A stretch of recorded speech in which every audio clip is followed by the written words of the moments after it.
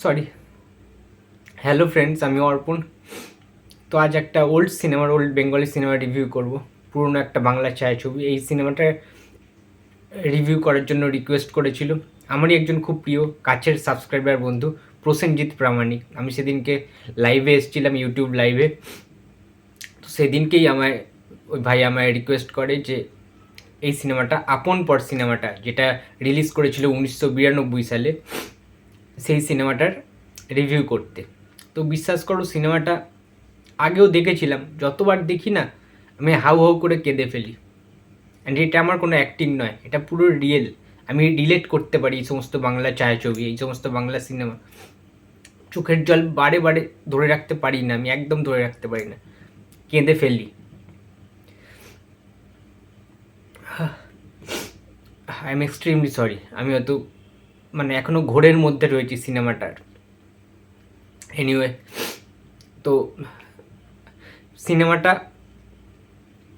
এত সুন্দর একটি অসাধারণ একটি সিনেমা, এতটা টাচফুল একটা সিনেমা, তোমরা ভাবতে পারবে না। 1992 সালের সিনেমা, একটা বাংলা সিনেমা। তপন সিনহা এই সিনেমার পরিচালক ছিলেন। সিনেমাটায় বিশাল একটা স্টারকাস্ট ছিল। নায়ক হিসাবে, নায়ক ঠিক বলবো না, নায়ক বললে ভুল বলা হবে। প্রসেনজিৎ চট্টোপাধ্যায়, তোমরা যারা অভিনয় এখন অবধি বুঝতে পারো না যে তিনি কত বড় মাপের একজন অভিনেতা, তাদেরকে আমি রেকমেন্ড করবো আপন পর সিনেমাটা কেউ প্লিজ দেখো। তাহলে বুঝতে পারবে 1992 সালে প্রসেনজিৎ চট্টোপাধ্যায়ের মুকুটে কীরকম পালক যুক্ত হয়েছিল এবং তার অভিনয় দক্ষতা সেই 90s থেকে, 90-এর দশক থেকে কিন্তু বাঙালি দর্শকদেরকে তিনি মনোরঞ্জন করেই যাচ্ছেন। এই যে চোখের জলটা দেখতে পাচ্ছ, আমি আজকে দুপুর থেকে কেঁদে চলেছি। ঠিক আছে, সিনেমাটা প্রায় 3-4 বার দেখেছি সকাল থেকে। হয় না, কিছু সিনেমা অত্যন্ত কাছের হয়, অত্যন্ত হৃদয় স্পর্শকারী হয়, ঠিক সেই রকম একটি সিনেমা আপন পর সিনেমাটা। প্রসেনজিতের অভিনয় তোমরা খালি দেখবে যে অ্যাক্টিং কাকে বলে। কোনো অংশে মনে হয়নি যে প্রসেনজিৎ চট্টোপাধ্যায় অভিনয় করছে, পুরো রিয়েল মনে হবে, বাস্তবের সাথে মিলে যাবে। এবং লাস্টে একটি ট্র্যাজিক পরিণতি পায় সিনেমাটা এবং প্রসেনজিৎ চট্টোপাধ্যায় নিজেও। তো গল্পটা যদি ছোট্ট করে আমরা আসি, তার আগে স্টারকাস্ট যদি আমরা দেখি, প্রসেনজিৎ চ্যাটার্জি, জুঁই চাওলা, আচ্ছা, তারপরে অনুরাধা ম্যাম, শকুন্তলা বড়ুয়া ম্যাম, এরকম কিন্তু আরও অনেকে কিন্তু ছিলেন। এবার বিষয়টা হচ্ছে, প্রসেনজিৎ একটি সম্ভ্রান্ত বাড়ির, বড়লোক বাড়ির, একটা বেশ বড় পরিবারের বাড়ির একটি চাকর ছিলেন। তার ক্যারেক্টারের নাম হয় গোরা। আর জুঁই চাওলা আরেকটি অন্য পাশের বাড়ির একটি বড় ফ্যামিলির, সেটা তাদের মামার বাড়ি। জুঁই চাওলা ঘুরতে আসে। অ্যান্ড দেন যেটা হয় একটা এবং জুঁই চাওলা একটি এমন একজন মেয়ে, যার সিনেমার পোকা যার মাথায় কিলবিল করে ঘুরছে, এবং সে যে কোনো কিছুর সাথে সিনেমাটাকে রিলেট করতে পারে, জুনমানিয়া। তো সেরকমভাবেই প্রসেনজিৎ যখন কাজবাজ করতে আসতো, একটা বাড়ির উঠান ছিল, তখন তাকে দেখে বিভিন্ন রকম রাজেশ খান্না, অন্য কিছু অমিতাভ বচ্চন, এই সমস্ত কিছু কিন্তু ভাবতো এবং বলতো সবাইকে, সমস্ত পুরো সিনেমাটিক তার ব্যাপার। এবং সে ভাবতে থাকে তার স্বপ্নের নায়কদের কথা। সে অনেক বেশি সিনেমা দেখতে ভালোবাসতো, তাই জন্য রিলেট করতে পারতো যে কোনো মানুষকে। সো সেইভাবেই প্রসেনজিতের যখন গলার আওয়াজটা শোনে গোড়ার, তখন সে বলে এটা পুরো প্রসেনজিতের মতো। এরকম সুন্দর সুন্দর কিছু কিন্তু মুমেন্টস রয়েছে। তারপরে সামহাও জুঁই চাওলা ভালোবেসে ফেলে প্রসেনজিৎকে, বাট জুঁই চাওলার বাবা তাকে ফোন করে অন্য জায়গায় পাঠিয়ে দেয়, মুম্বাইতে, বোম্বেতে, বিলেতে। এরা জোর করে তার বিয়ে ঠিক করে বড়লোক একটা ছেলের সাথে। প্রসেনজিৎ যেহেতু বাড়ির চাকর, কোনোভাবেই সম্ভব না। এবং প্রসেনজিৎও জুঁই চাওলাকে প্রত্যাখ্যান করেন যে আমি একটা চাকর, আমি আপনাকে বিয়ে করতে পারবো না, আপনার জীবনটা আপনি কেন নষ্ট করবেন, আমি একটা সামান্য চাকর, ঠিক আছে, অনাথ। শেষ পর্যন্ত জুঁই চাওলা তার ভালোবাসাটা, তার যে আবেগটা প্রসেনজিতের প্রতি, সেই গোড়ার প্রতি তার যে মনের ভেতরে যে প্রেম বা যে ভালোবাসাটা, সুপ্ত ভালোবাসাটা ছিল, সেটা সে জানায় এবং প্রসেনজিৎকে সে জড়িয়ে ধরে, তার ভালোবাসার প্রস্তাবটা সে দেয়। বাট যেটা হওয়ার না সেটা তো হয় না। একটা বড় লোক, সে একটা গরিব ঘরের সাথে সেটা তো কখনোই মিল হয় না। তো তখনকার দিনে সেই রকমভাবে পরিচালক গল্পটা লিখেছিলেন তপন সিনহা। একজন লেজেন্ডারি আইকন পরিচালক, তোমরা সবাই জানো, কিংবদন্তি পরিচালক। তো যেদিনকে চলে যায় বোম্বেতে জুন মালিয়া গাড়িতে করে সেখান থেকে, তো আমাদের প্রসেনজিৎ চট্টোপাধ্যায় দরজা গেটের বাইরে দাঁড়িয়েছিল একটা গোলাপ ফুল নিয়ে, এবং শেষবারের মতো দেখা যেহেতু তাদের, তারপর তো আর দেখতে পাবে না, তো সেই গোলাপ ফুলটা জুঁই চাওলাকে কিন্তু বুম্বাদা দেন। ওই মুমেন্টটা একটা আলাদা একটা ইমোশনাল মুমেন্ট রয়েছে, যেখানে চলে যান জুঁই চাওলা। এবং তার পরবর্তীতে বইটা এত সুন্দর বই, যেখানে ওই সম্ভ্রান্ত বাড়ি একটা, সেখানে সেই বাড়ির বুম্বাদা যে বাড়ির চাকর, সেই বাড়িতে জয়েন্ট ফ্যামিলি যেটা হয়, তাদের একটা মেয়ে ছিল যিনি অনুরাধা ম্যাম। তো তিনি একটা গরিব ছেলেকে ভালোবেসে ফেলেন, তাকে বিয়ে করেন, এবং তিনি যে একটা গরিব ঘরের ছেলেকে ভালোবেসেছেন এটাই তার অপরাধ, তাই জন্য তাকে বাড়ি থেকেও বের করে দেওয়া হয়, কোনো রকম সম্পর্ক রাখে না। কিন্তু তারপরেও বাড়ির চাকর প্রসেনজিৎ বারে বারে সবসময় চেষ্টা করেছেন যে সবাইকে এক করে রাখা, সেই মেয়েকে ফিরিয়ে আনা, বাড়ির মেয়েকে যেন সবাই মিল করে নেয়, যেন ওইভাবে পর করে না দেয়, যেন আপন করে নেয়। প্রসেনজিৎ এমন একজন ছিল বাড়ির চাকর হয়েও সবার জন্য একটা আপন, একটা সন্তানের মতো, বাড়ির ছেলের মতো, তাকে ভাইয়ের মতো ভালোবাসতো অনুরাধা। তো সেক্ষেত্রে দাঁড়িয়ে জিনিসটা তো হয়নি, তার কারণ অনুরাধার বাবা তিনি মানে অত্যন্ত মানে হিটলার টাইপের, ঠিক আছে, তিনি প্রচণ্ড বদ মেজাজি টাইপের, এবং তিনি যেটা বলেন একরোখা টাইপের, সেটা কিন্তু নড়চড় হয় না তার কথা। সুতরাং প্রচণ্ড জেদি একজন মানুষ ছিলেন, তাই জন্যই তাদেরকে মেনে নেননি। এবারে আস্তে আস্তে এইভাবে গল্পটা এগোতে থাকে। সবচেয়ে বড় কথা হচ্ছে মানে প্রসেনজিতের সাথে জুন মালিয়ার যে প্রেমটা, যে ভালোবাসাটা, সেটা যেমন পরিণতি পায়নি, সেটা পরিণতি পাওয়ার বিভিন্ন কারণ রয়েছে। যেমন পরিণতি যদি পেতো তাহলে গল্পটা অন্যরকম জায়গায় টার্ন করতো। আমরা অনেক সুন্দর সুন্দর রোম্যান্টিক কিছু গান দেখতে পাই, যখন জুঁই চাওলা স্বপ্ন দেখে প্রসেনজিৎকে নিয়ে বিভিন্ন রকম। একটা খুব সুন্দর রোম্যান্টিক গান আছে যেটা এখনও অবধি গ্রাম বাংলায় আমরা শুনতে পাই, আমরা নতুন জুটি, এই যে গানটা, ঠিক আছে, অসাধারণ একটি গান। স্টুডিও পাড়ার মধ্যে গানটা শ্যুট করা হয়, এবং সেখানে বুম্বাদার অনেক রকম লুক দেখতে পাওয়া যায়। একটা সিন ছিল যেখানে জুঁই চাওলা বুম্বাদাকে ইচ্ছা করে, ঠিক আছে, মানে হয় না যেটা গুন্ডা মাস্তান দিয়ে একটু করা, ঠিক আছে, দেখতে চাইলো যে সে হিরোর মতো কিনা, যেহেতু জুঁই চাওলা একটু হিরো টাইপের পছন্দ করে, নায়ক টাইপের, বলিউড হিন্দি সিনেমা বাংলা সিনেমা নায়কের মতো। তো বুম্বাদা যেটা সামান্য বাড়ির চাকর, সিনেমাটা এতটাই রিয়েলিস্টিক, এটাতে এরম না যে সে মস্তানদেরকে মারবে উড়ে উড়ে চলে যাবে, এরম কিছু না, একদম সিম্পল সাধারণ পরিবারের গল্প। তো সেখানে সেই সমস্ত মাস্তানগুলো বুম্বাদাকে মানে মারধর করে, বিভিন্ন জিনিসপত্রগুলো হয়, এবং জুঁই চাওলা স্বপ্ন দেখতে থাকে যে বুম্বাদা সবাইকে মারছেন বিভিন্ন রূপ নিয়ে, মানে অমিতাভ বচ্চন, রাজেশ খান্না, আরও বিভিন্ন রকম মানে লুকে, পুলিশ অফিসারের লুক ছিল, বিভিন্ন রকম লুক ছিল তার, এরকম একটা দেখানো হয় স্বপ্নের মতো, ড্রিম সিকোয়েন্স একটা। সেখানে কিন্তু বুম্বাদাকে অনেক রকম রূপ দেওয়া, এবং দারুণ লাগছিল সেগুলো দেখতে। বাট এনিওয়ে তাদের প্রেমটা তো পরিণতি পায়নি শেষ পর্যন্ত। এবার ব্যাপারটা হচ্ছে আমাদের অনুরাধা ম্যাম এবং তাদের যে হাজব্যান্ড, একসাথে তাদের একটা সন্তান হয়, ঠিক আছে। এবারে সন্তান হয়, খুব ভালো কথা, বুম্বাদা দেখতে যায় সেখানে, ঠিক আছে, কারণ প্রসেনজিৎ ওদের সাথে কারোর সাথে সম্পর্ক খারাপ নেই প্রসেনজিতের, সে সবসময় চেয়েছে জীবনের শেষ রক্তবিন্দু অবধি সবাইকে এক করে রাখার, বাড়ির সব মেম্বারদের। তো যাই হোক, দেখতে যায়, অ্যান্ড তার পরবর্তীতে আমার একটা ঘটনা ঘটে, যেখানে প্রসেনজিৎ চেয়েছিল যে তাকে ফিরিয়ে আনতে, তার জন্য মানে একজনের বিয়ে ছিল বাড়িতে, তো সেই বিয়েতে যেটা হয় ইনভাইট গেস্ট যেটা হয়, সেই বিয়ে বাড়িতে যাতে তিনি যান, বাড়ির মেয়ে যাকে প্রত্যাখ্যান করেছেন বাড়ির গার্জেন বা তার বাবা, সেখানে বিভিন্ন রকমভাবে মিথ্যে বলে কিন্তু নিয়ে যাওয়া হয়, ঠিক আছে। প্রসেনজিৎই মেনলি তাকে নিয়ে যাওয়ার চেষ্টা করেন, বাট সেখানে কিন্তু তীব্র অপমানিত বোধ করেন, তার বাবা কিন্তু মেনে নেন না, মা মেনে নিলেও বাবা কিন্তু মেনে নেন না। তো সেখান থেকে প্রসেনজিৎকে চড় মারেন এবং ভুল বোঝেন, সেখান দিয়ে চলে আসেন।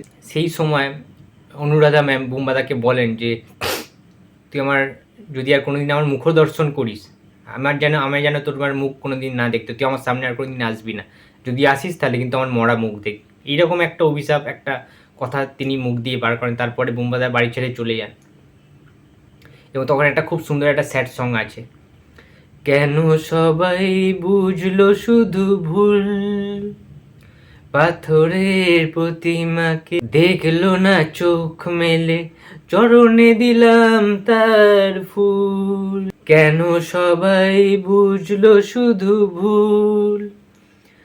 পাথরের প্রতিমাকে দেখলো না চোখ মেলে, চরণে দিলাম তার ফুল।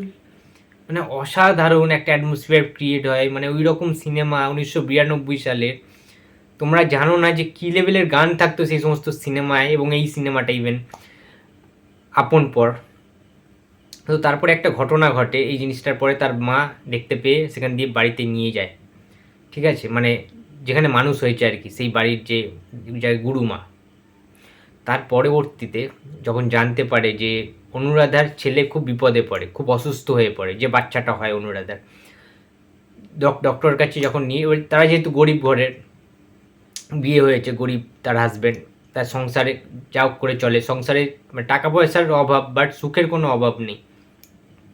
তো তাদের সন্তানের ধরা পড়ে ব্রেন টিউমার, প্রচুর টাকা খরচা, 25 থেকে 30 হাজার টাকা খরচা। সেটা কিভাবে তারা জোগাড় করবে, সেইটা প্রসেনজিৎ জানতে পারে ডক্টরের কাছ থেকে, এবং গোপনে, ঠিক আছে, তাদেরকে উপকার করার চেষ্টা করে বা ছেলেটাকে বাঁচানোর চেষ্টা করে, যেহেতু প্রসেনজিৎ তাদেরকে নিজের মতো ভাবতো, আপন ভাবতো, কোনোদিন পর ভাবেনি।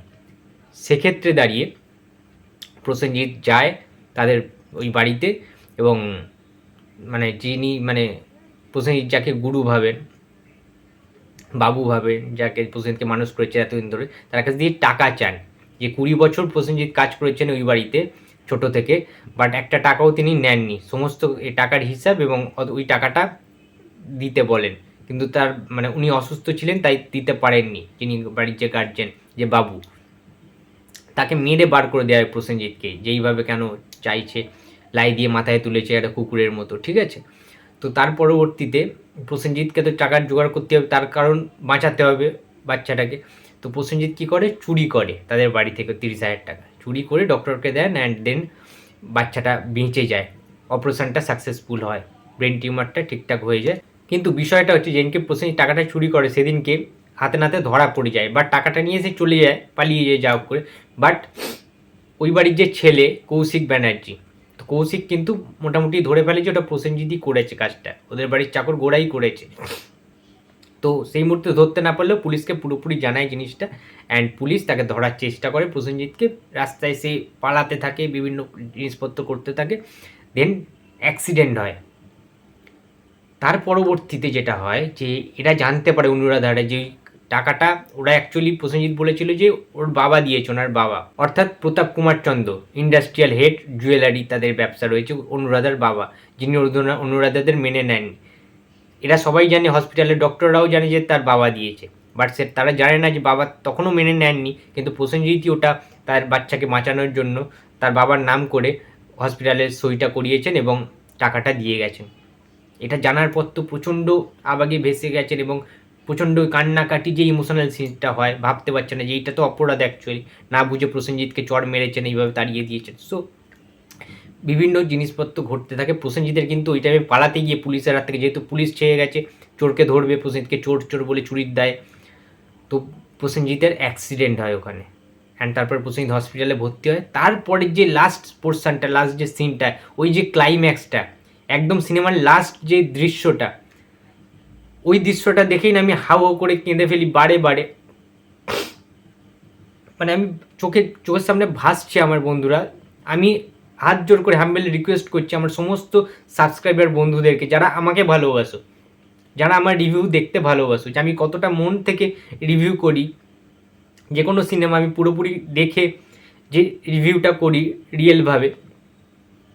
তোমরা যদি আমায় ভালোবেসে থাকো, যদি প্রসেনজিৎ চট্টোপাধ্যায়কে ভালোবেসে থাকো, আমি হাত জোর করে রিকোয়েস্ট করছি, আমি হাত জোর করে অনুরোধ করছি, তোমরা আপন পর সিনেমাটা প্লিজ দেখো, দয়া করে দেখো। তাহলে বুঝতে পারবে যে লাস্ট ওই সিনটায় কী অভিনয় করেছেন প্রসেনজিৎ চট্টোপাধ্যায়। প্রসেনজিৎ চট্টোপাধ্যায়কে কেন জীবন্ত কিংবদন্তি বলা হয়, দ্য লিভিং লেজেন্ড বলা হয়, প্রসেনজিৎ চট্টোপাধ্যায় লেজেন্ড, ঠিক আছে, সেটা বোধহয় বুঝিয়ে দিয়েছেন লাস্ট ওই কিছু সেকেন্ডের, কিছু মিনিটের অভিনয়টা দিয়ে। যে মুহূর্তটা লাস্টে, প্রসেনজিৎ লাস্টে চোখে কিছু দেখতে পান না, কাউকে কিছু দেখতে পান না, এমন অ্যাক্সিডেন্টে তার সমস্ত কিছু মানে ক্ষতিগ্রস্ত হয়ে যায়, এতটাই সমস্ত কিছু ড্যামেজ হয়ে যায়, সে কাউকে কিছু দেখতে পায় না। এবং লাস্টের কিছু সংলাপ তিনি বলেন, তার বাঁচার ইচ্ছা ছিল যে আমি থাকতে চাই তোমাদের সাথে, বাট কেউ একজন আমায় টানার চেষ্টা করছে, নিয়ে চলে যাওয়ার চেষ্টা করছে, আমি যেতে চাই না, আমায় তোমরা রেখে দেবে তো তোমাদের সাথে। ওই যে মুভমেন্টগুলো, ওই যে সিচুয়েশানটা, ওই যে কথাগুলো, তার মৃত্যুর আগের কিছু সেকেন্ডের যে কথাগুলো,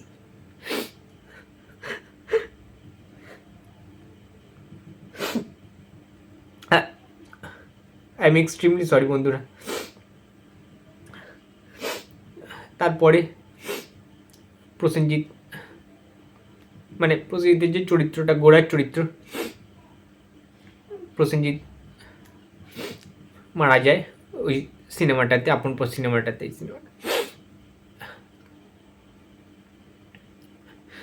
মানে ওই ওই মুহূর্তটা না ভুলতে পারছি না আমি, বারবার ভেসে উঠছে চোখের সামনে,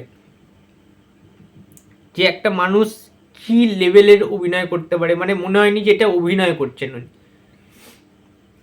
মানে ফেটে যাচ্ছে বুকটা আমার। সিনেমাটা আমি দেখেছি তো, এবং যারা যারা তোমরা দেখবে আমি গ্যারেন্টি দিচ্ছি তোমাদেরও বুকটা জাস্ট ফেটে যাবে, তোমরা ভেতর থেকে কান্নাটা ফেটে পড়বে, তোমাদের চোখ দিয়ে বেরিয়ে যাবে জল, চোখ দিয়ে পানি বেরিয়ে যাবে। এইরকম একটা সিনেমা ছিল আপন পর, যে তখন সবাই বললো যে তুই আমাদের পর নোস গোড়া, তুই তো আমাদের আপন, তুই আমাদের ছেড়ে এইভাবে চলে গেলি। এবং তখন ওই স্যাড সংটা মানে জুড়ে দেওয়া হয়, কেন সবাই বুঝলো শুধু ভুল, পাথরের প্রতিমাকে দেখলো না চোখ মেলে, চরণে দিলাম তার ফুল, তোমাদের একজন হয়ে আমি কিছুক্ষণ তোমাদের কাছে ছিলাম, সে সুখ মাথায় করে সবার চরণ পরে প্রণাম যে রেখে গেলাম, কেন সবাই বুঝলো শুধু ভুল, পাথরের প্রতিমাকে দেখলো না চোখ মেলে, চরণে দিলাম তার ফুল, কেন সবাই বুঝলো শুধু ভুল, পাথরের প্রতিমাকে দেখলো না চোখ মেলে, চরণে দিলাম তার ফুল। এইভাবে আপন পর সিনেমাটা সমাপ্তি ঘটে। মানে এই রকমও সিনেমা প্রসেনজিৎ করে গেছেন, হি ইজ জিনিয়াস। প্রসেনজিৎ চট্টোপাধ্যায়ের রক্তে সিনেমাটা আছে, রক্তে অভিনয় আছে, তার অভিনয় দক্ষতা নিয়ে প্লিজ কেউ কখনো কোনো দিন ট্রোল করো না। এবং যারা যারা ট্রোল করো তাদেরকে আমি অনুরোধ করব, এই সিনেমাটা দেখো। প্রসেনজিতের কিছু কিছু সিনেমা রয়েছে না, চোখে জল আনতে বাধ্য করবে। আই এম এক্সট্রিমলি সরি বন্ধুরা, আমি হয়তো নিজের মধ্যে নেই, এতটাই সিনেমাটা আমার টাচ করে গেছে, তো আই এম এক্সট্রিমলি সরি। এই ছিল আজকে রিভিউ আপন পর সিনেমাটা। অসাধারণ একটি হৃদয় স্পর্শকারী সিনেমা, যেটা না দেখলে কেউ বিশ্বাস করতে পারবে না যে একটা সিনেমা তপন সিনহা পরিচালক ছিলেন। এবং তোমরা প্লিজ দেখো সিনেমাটা, আমি হাত জোর করে রিকোয়েস্ট করছি। অসংখ্য ধন্যবাদ জানাই প্রসেনজিৎ প্রামাণিককে, আমার সাবস্ক্রাইবার বন্ধু। সে না বললে আজকে আবারও সিনেমাটা দেখতে পারতাম না। সে রিকোয়েস্ট করেছিল ইউটিউব লাইভে আমাকে যে অর্পণদা তুমি আপন পর সিনেমাটা নিয়ে কিছু বলো, রিভিউ করো। তো তার জন্যই আমি বেসিক্যালি করলাম। আই থিঙ্ক সবার খুব ভালো লাগবে, আমার যারা সাবস্ক্রাইবার বন্ধুরা। আমি রেকমেন্ড করছি প্লিজ তোমরা আপন পর সিনেমাটা দেখো। তো দেখা হচ্ছে আবার পরের ভিডিওতে। আর যদি কোনো তোমাদের সিনেমার রিভিউ দরকার হয়, পুরনো কোনো সিনেমা, তোমরা আমরা সাজেস্ট করতে পারো, কমেন্ট করে জানাতে পারো। তো দেখা হচ্ছে আবার পরের ভিডিওতে। চ্যানেলে যদি নতুন হয়ে থাকো তো please like, comment and share করতে ভুলো না, অ্যান্ড সাবস্ক্রাইব করে দিও। তো দেখা হচ্ছে আর পরের ভিডিওতে। তো টাটা।